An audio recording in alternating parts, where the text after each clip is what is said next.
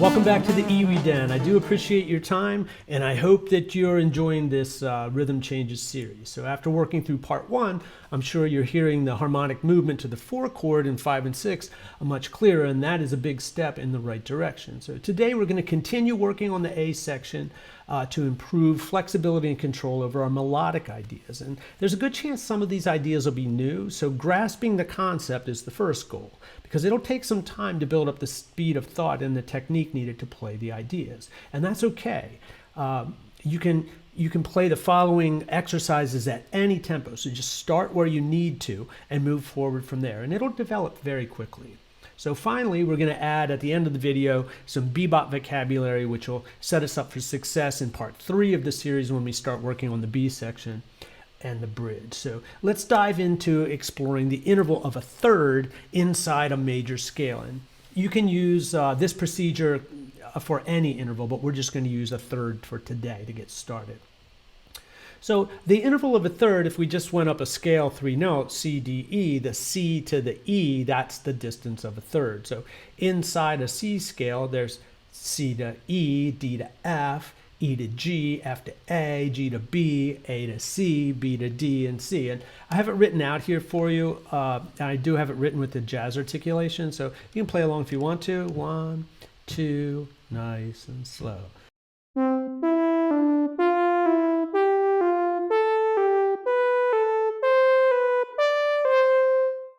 So each one of these intervals is ascending or going up. So we're going to call this ascending, ascending. Later on in another video, we're going to start shuffling the direction to get a little deeper into melodic shape. But for today, we're just going to play it ascending, ascending. So let's apply this to the A section of the rhythm changes, because you can play a C scale for the first 4 bars. That means you can play a C scale in thirds for those 4 bars.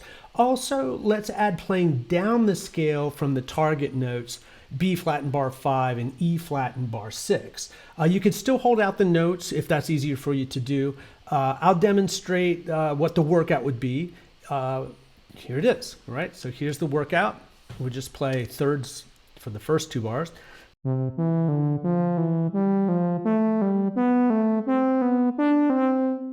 We repeat that for bar 3 and 4.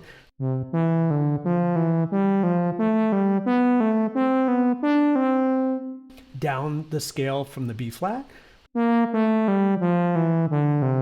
down the scale from the E flat, and our last repetition of thirds.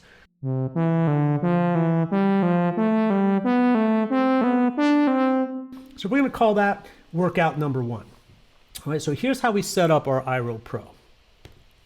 So first of all, we're going to loop the first 2 A sections. That'll work out. And then the first time through, we'll just play the exercise. And the second time through, we'll improvise using thirds. And I would suggest playing this many, many repetitions, but I'll just do the exercise and then one time through improvising. You can play the exercise along with me if you want to. So here we go.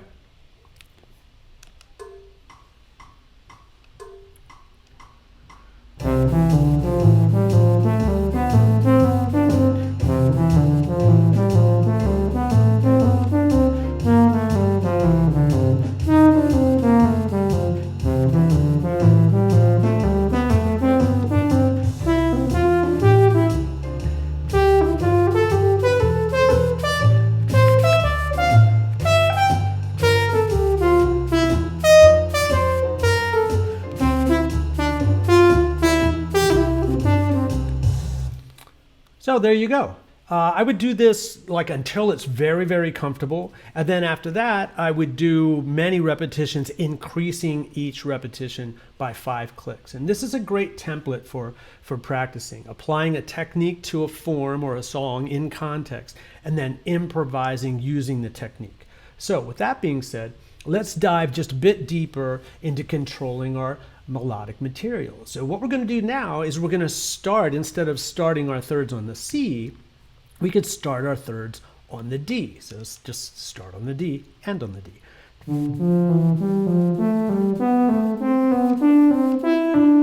We can do it from the E to the E.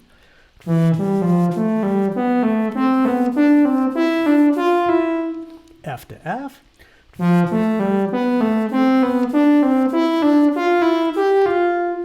G to G,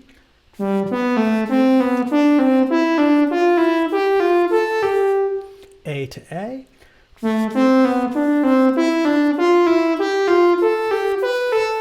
and B to B.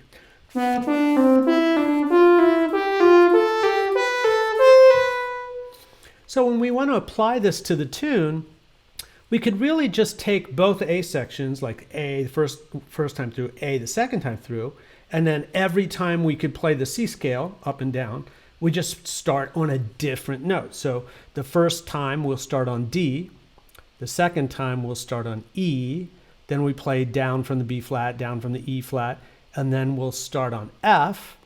We don't need to do C because we already did it. Then when we go to the second time through, we'll start on G, then we'll start on A, play down from the B flat, down from the E flat, and then we'll start on B. And then when it repeats, so we'll do 2 choruses, we'll solo trying to vary our starting notes and get used to controlling that. Okay? So here, I'll demonstrate it for you.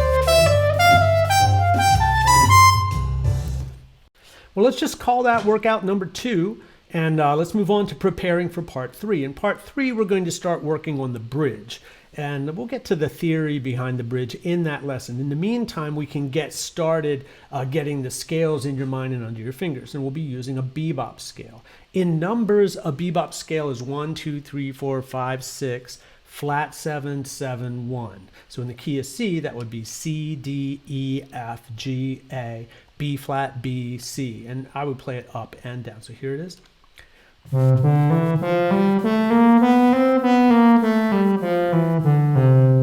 So to learn the scales, I would say the scale and then play it, saying it in your mind. And I would do that until you do not have to read it. You want to know these scales. For certain, next time we need E7, A7, D7, and G7 bebops. They're the ones we will need for part 3. But I would suggest playing them around the circle of fourths and playing them in every key. So I've put a document in the video description for your download that has all of the bebop scales in it, and I would add these to your scale routine. Just say them and play them, maybe try to say them away from your instrument and try to get them into your mind so you can execute them without reading them. So remember to listen to a Rhythm Changes tune every day, and I thank you for your time. Please, if this was of benefit to you, hit the like button, subscribe if you want to catch the next part. So that's it for today. Have a good one. Have fun.